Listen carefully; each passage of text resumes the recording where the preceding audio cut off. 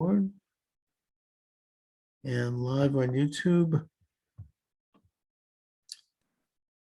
All right, thanks for joining me, everyone. Charles Moscowitz, Monday through Friday, 10 to midnight Eastern Standard Time on YouTube and on the flagship station, which is Rumble. Of course, that's in case there's any problems with the YouTube censorship and all of that. Tony Lyons is my guest. He's the president and publisher of Skyhorse Publishing House. He's publisher of many incredible books, very important books that have been at times put behind the censorship 8-ball, but yet forge forward, particularly the Real Anthony Fauci, which is a best-selling book, probably one of the most censored books in recent months. Tony, thanks for joining me today. Yeah, thanks for having me on. You know, Tony, this thing going on with the Homeland Security Disinformation Governance Board, you know, when I first heard about it, it almost sounds comical. It sounds like a page out of George Orwell's novel. And yet, given what's going on, you know, it's something that's serious. What is the deal with this? And what are they trying to do? Yeah, so I think it is a very scary time when you think about what's happening and why it's happening and how it's happening. So, you know, my view is that the government has been actively pushing big tech platforms to censor people more and has been giving the American public disinformation in a whole range of segments of life. Mm-hmm. And basically what's happening here is that the people giving us this disinformation are now purporting to be protecting us from disinformation. And that's what I find really scary and very much like 1984. And I saw the same sort of thing happen with the New York Times and our book, The Real Anthony Fauci. So when we tried to place an advertisement for the book in the New York Times, there was this big ordeal where they, in the end, decided not to run an ad. And so what happened is first that this book was the best-selling book in America by a long shot. It sold 139,000 copies in its first week. And in that week, it outsold any other book by tens of thousands of copies. But the New York Times still made its own book, The 1619 Project, that was written by one of their own writers and that was funded by the New York Times. They made that the #1 book on their bestseller list. So right away, you learn there that the New York Times bestseller list is just a recommended reading list by people who want you to have a specific narrative and are trying to steer everybody towards a view that they have in any way that they can. So they don't allow advertisements for books that they disagree with. They knock those books down on their bestseller lists. They don't review those books, even if they're the best-selling books in America. And then they top it off by running a hit piece against the author. Mm-hmm. So, and that's a hit piece where they don't even mention the book, even though you know it's all about the book. So they have this sort of 4-pronged censorship to destroy the likelihood of a book selling well because they disagree with it on some level or for some reason. Mm-hmm. And in this case, they were clearly trying to protect Dr. Fauci. They hadn't even read the book. It was very clear. And they didn't even care that this is a book that it's got 2,194 citations. It's got blurbs from doctors and lawyers and scientists, even a Nobel Prize winning scientist. And yet they don't take any of these allegations seriously because they've decided what the truth is, and they're just going to tell us that truth. So they don't see any role for investigative journalism, for dialogue and debate, for dissent. And, you know, so when the leading newspaper, when sort of the newspaper of record that lots of other mainstream newspapers copy, acts in this way, they're sort of setting the stage with the help of the government. in a sort of a national censorship. Mhm. What I was really shocked by was that after they had done all of these things, where they're taking part in deplatforming Robert F. Kennedy Jr., but also lots and lots of other people, where they're running hit pieces against all of these doctors and scientists and lawyers who they disagree with. So then the New York Times ran this whole series of articles on the scourge of censorship in America. So they ran a huge headline from the editorial board of the New York Times saying the United States has a freedom of speech problem. And the whole thrust of it was that they wanted to be at the forefront of protecting us from this freedom of speech problem, where people were being censored and there wasn't enough diversity of opinion and of ideas. And so what I see happening now, what I see President Biden doing, is the same kind of thing. So they have been the worst culprits in giving disinformation to the American people and to the world. And now they're coming out and telling us that they're going to protect us from disinformation. But the question is, who's going to protect us from them?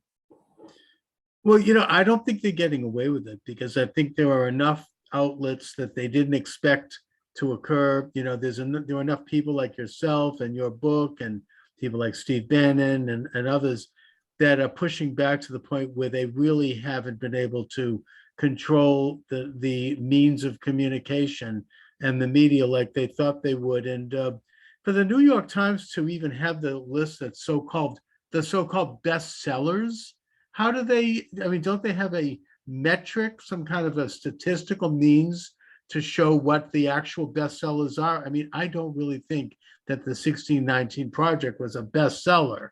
It's so obviously outright false.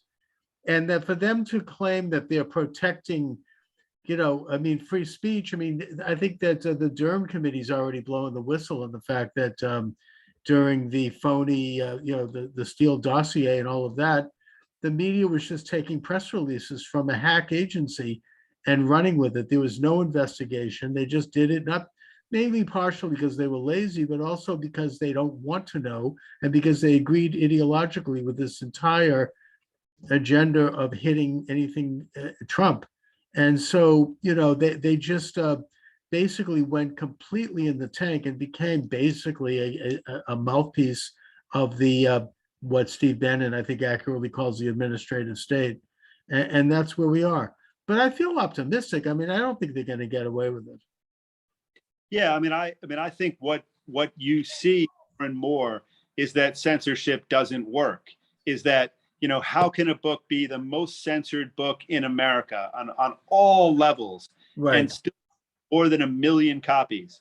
In that period, in that 4-month period, it sold more than any other book in America, even though you could go into a Barnes and Noble store and you would see the 1619 Project stacked up to the rafters and not a little copy of Robert F. Kennedy Jr.'s The Real Anthony Fauci. But even so, people were out there, scouring anywhere that they could find a copy of the book, downloading the ebook when they could, but doing whatever they had to do to get the information that clearly the government and big pharmaceutical companies didn't want them to get. And it just shows you that people are sick and tired of being told what to do, what to think, and certainly what to read. And in the long run, historically speaking, this kind of censorship and this kind of trying to control a message has never worked. And the outcome has never been what the censors want it to be. People find out the truth and they rebel, and they buy 1 million copies of the most censored book in the country, and they flock, like you were saying, to platforms that don't engage in censorship.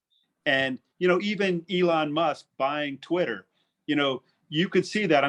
I believe that he genuinely cares about free speech, but right. I think that he recognizes that he's unlocking value, that value has been lost by all of the censorship, by all these people who've been kicked off Twitter. If you can kick the president of the United States off of Twitter, which is essentially a means of communication, Yes. then nobody's safe, right? So I think people look at this and they say, this is a step in the right direction, and that Musk rightly sees that this is unlocking value, that people might actually go back to Twitter if there wasn't censorship there. Well, I mean, I think that Twitter itself, I mean, from strictly a financial standpoint, took a major hit when they got rid of President Trump. And, Sure. you know, he probably does look at it strictly from, I mean, not strictly, but from a business standpoint in terms of bringing it back into the center as a valued means of communication. I think that kind of censorship made everyone uncomfortable. Even people who don't like Trump felt uncomfortable about it. There was something about it that was so heavy-handed and un-American that, you know, we you know, I don't think even, I mean, back in the day, it was liberals who used to champion free speech and free expression. I don't hear too much from them now.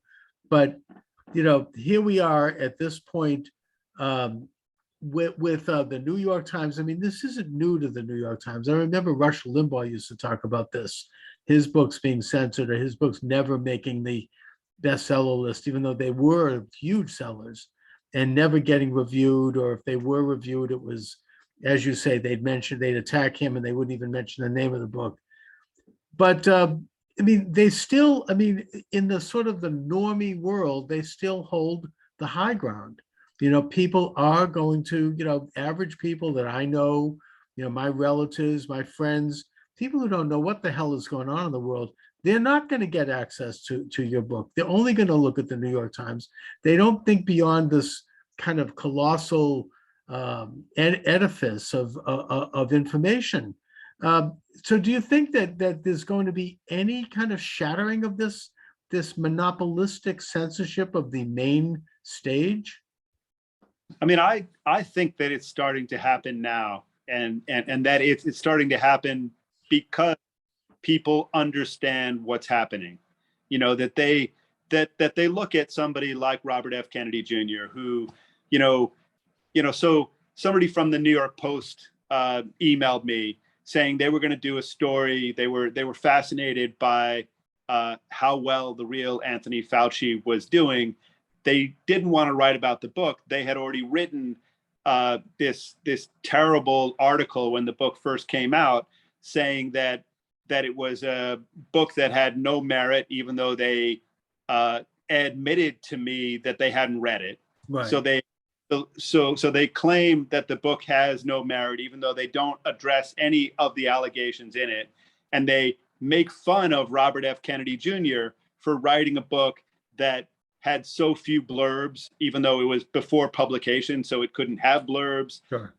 It just kind of went on and on. And then you fast forward, 3 months, and it's the best-selling book in America with 16,000 5-star reviews on Amazon. Mm-hmm. And it's this runaway bestseller. And now they're trying to do a follow-up story where they're want to make fun of Robert F. Kennedy Jr. because he's making all of this money on it, that he's telling things that are untrue and that can't be proven based on the fact that he's just trying to make lots of money. So when they emailed me that, I told them, yes, it's true. The book has sold 800,000 copies so far. Now it's more than 1 million. But I said, but wait a second, before you finish this article, I just want to make it very clear, put in writing, that Robert F. Kennedy Jr. is not making a penny on this book. He has no conflict of interest. He's doing this solely to protect the American people from corrupt public officials and greedy corporate, officials, greedy corporations, greedy pharmaceutical companies. And I explained to them that 100% of the royalties from the book were going to a charity, and it was going directly to the charity. So he was not making 1 penny on it. Mm-hmm. And they then the next day ran a headline saying Robert F. Kennedy Jr. makes millions on anti-Fauci book. Oh, so you see that the media itself is so corrupt, from the New York Times to the Washington Post. Even USA Today did a hit piece on Robert F. Kennedy Jr., also not mentioning the book itself, but right at the same time that the book was coming out. And they had 6 investigative journalists look at every aspect of his private life, found nothing of any substance that he had done, but ran that piece. So you would hope, you would wish that a place like USA Today would take those same 6 investigative journalists and investigate the allegations of corruption in this incredible book, this incredible document of the corruption of the means of conducting public health in the United States that's actually putting, millions of people's lives at risk. You would think that they would want to get to the bottom of that. You would think that they would ask Dr. Fauci, are these things true? Can you show us that these things aren't true, that you're not corrupt, that you actually do care about public health? So the fact that they don't do that, that no newspaper does that, shows that there's this collusion between major media and government.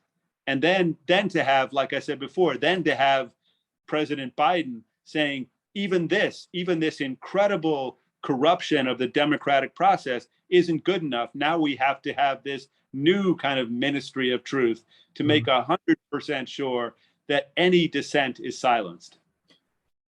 I know that it would be a very difficult thing to do, but it occurs to me that if the media is going to flat out lie like that in terms of Robert F. Kennedy and his book, isn't that a good grounds for a serious lawsuit that would be similar to the one brought by the Covington High School student?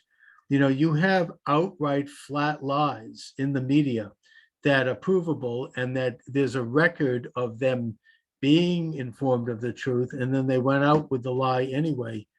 Isn't that something that, I know that it's a difficult thing to do and it could take many years, but isn't that one way to sort of throw a good, brick at this wall? Or something? I watched Robert F. Kennedy Jr. work on this book. I was on the phone with him hundreds of times. This is a book that he put his heart and soul into, that he was working around the clock for about a year on this book, every single day, 7 days a week. So, for him to engage in a lawsuit with the New York Post, for defamation, it takes so much work. Exactly. Yeah, I get that.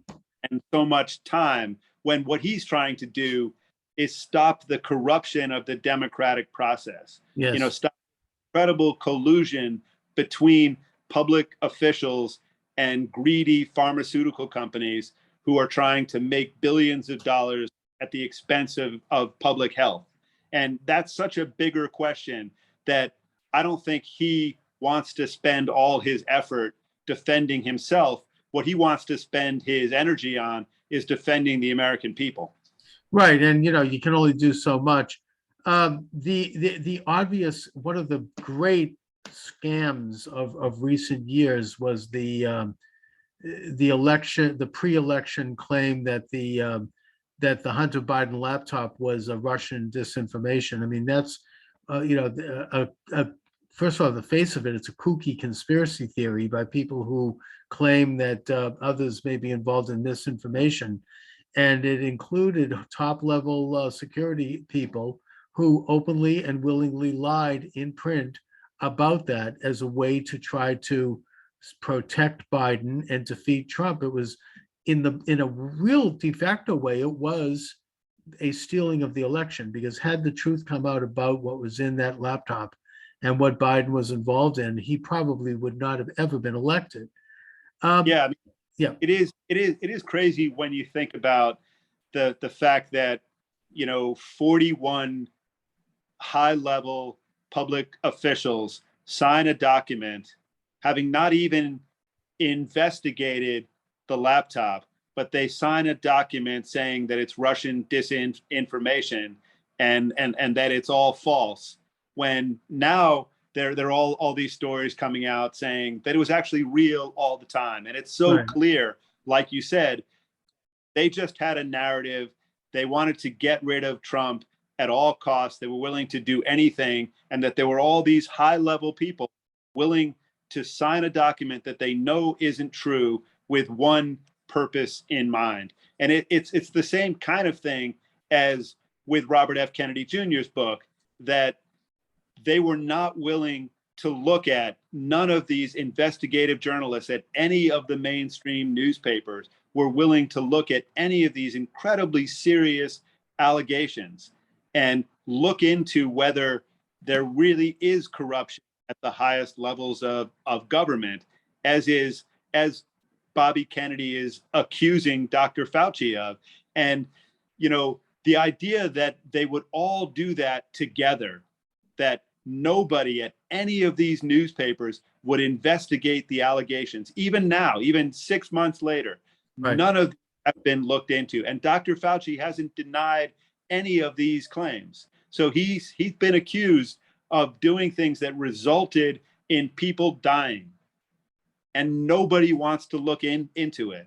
You know, so each of these cases, these are staggering cases, and this is, you know, such an incredible period where the people who are telling you that they want to protect you from lies are actually the people lying to you.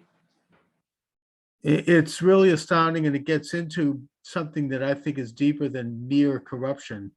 It's some sort of an ideological agenda that we sense is going on, and I think it's reasonable to sense that, given the secrecy and given the fact that even now on YouTube, while we are live streaming this program, there are a lot of things I'm afraid to talk about because I'll be knocked off the station and I'll be censored. I know this. I mean, I've been gotten strikes already for even discussing, you know, even like kind of tiptoeing around what we're getting at here with the Hunter Biden thing and what that might have been connected to.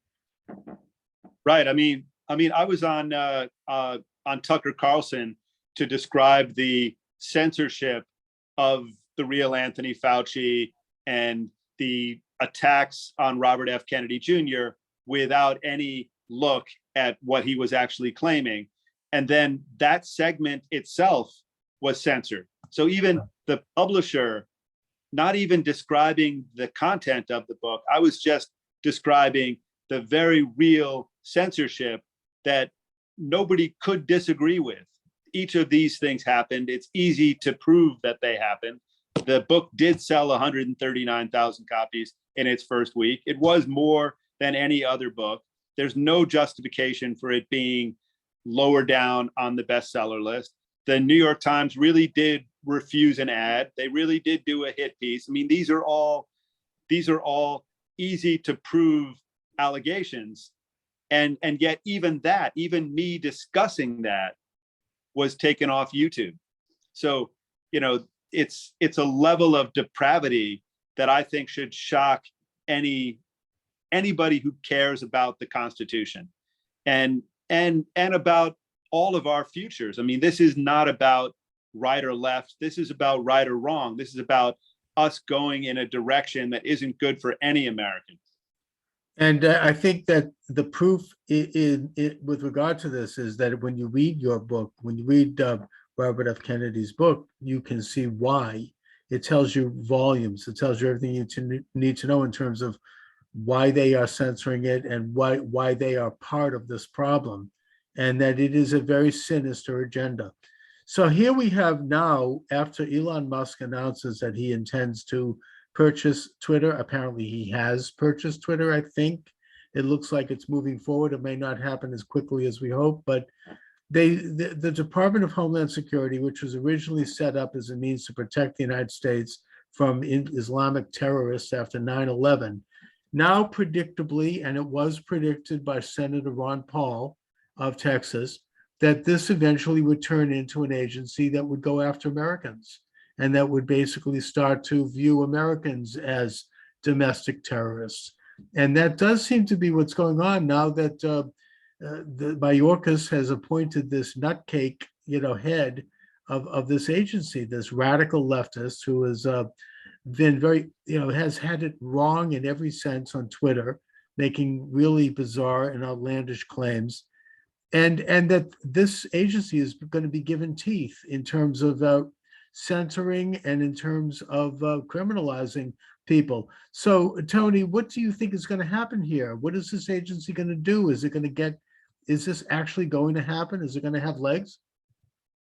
See, I think that this is sort of like the last straw. This is proof of desperation. Yes. That they've been engaging in so much censorship and so much disinformation, and they're recognizing that it doesn't work. So they look at a book like The Real Anthony Fauci, and they say, how is it possible that we did everything we could do to stop people from reading this book, and yet 1 million people did it anyway? So we need to come up with an agency with a well-funded branch of government, but we can't say that we're going to use it to stifle freedom of speech and to stifle dissent in America, because of course that would be unconstitutional. So the only thing they can do is they can say, we're here to protect you. So people should always be afraid when a place like the New York Times says that they're going to protect you from attacks against freedom of speech, or when Biden creates division to protect you from, the disinformation people. What's really happening is that they're protecting us from freedom of speech. They're going to protect us against dissent and against diversity of opinion, of the possibility of the marketplace of ideas deciding what people believe, not just force. Yes, and I think that this particular, I agree with you that this is a last gasp. This is it's so convoluted and so obvious and blatant and so done in broad daylight that I think the American people are going to reject it. I think they'll reject it in this next election because the margins will be so big that they won't be able to cheat. Anyways, Tony Lyons, yeah. Yeah, that makes sense, and I think that's likely to happen, and I think people are going to look back at many of the people who were censored and deplatformed during this time, and they're going to recognize that these people, like Robert F. Kennedy Jr., have turned into almost folk heroes. Mm-hmm. That they risked everything. They've lost their careers. They've been kicked off Twitter. They've been vilified in newspaper after newspaper, but they did it anyway because they actually did want to protect the American public. And they did really believe that principles are more important than consequences. Indeed. And a guy like RFK Jr., he had nothing to gain by this. He's obviously doing it out of conviction. He comes from the scone of one of America's most celebrated families. Now the Boston Globe is like taking shots at him. It's crazy. So obviously this is, you need people like that to step up. It's inspiring to see that. And Tony, I really appreciate your publishing. The books you're doing are really across the board, interesting and diverse. What do you have coming up over there at Skyhorse? Yeah, so we're publishing a book by somebody named Dr. Robert Malone. Oh, yeah. Lies My Government Told Me. Great. Really going to be a great book. Oh, that's and good. Another one of those kind of folk heroes. He's been going around the country giving speeches, but he was kicked off many of the big tech platforms. He was kicked off Twitter. He had hundreds of thousands of followers there. But he didn't quit, and he just kept going, and he's not gonna quit. He's on the road 7 days a week now, writing the book, but also making sure that people hear his side of the story, which is not the Dr. Fauci side of the story. And he was a very, very high level scientist who Indeed. just had a point of view, and of course, even though the book hasn't come out yet, news of the book has clearly gotten to the New York Times because, and I'm sure that you won't be shocked, but the New York Times ran a major hit piece on him. So that is really disgraceful. He is one of America's most preeminent and respected doctors. He was one of the inventors of the vaccine. And, because he has it's interesting that because he doesn't have the right opinion according to the establishment, it does raise some really, really dark and serious questions about what their agenda actually is. Anyways, yeah, you bet. Tony, I want to thank you for joining me. It's an honor and privilege as always. Thanks so much. All right. Thanks a lot. Take care. Take care.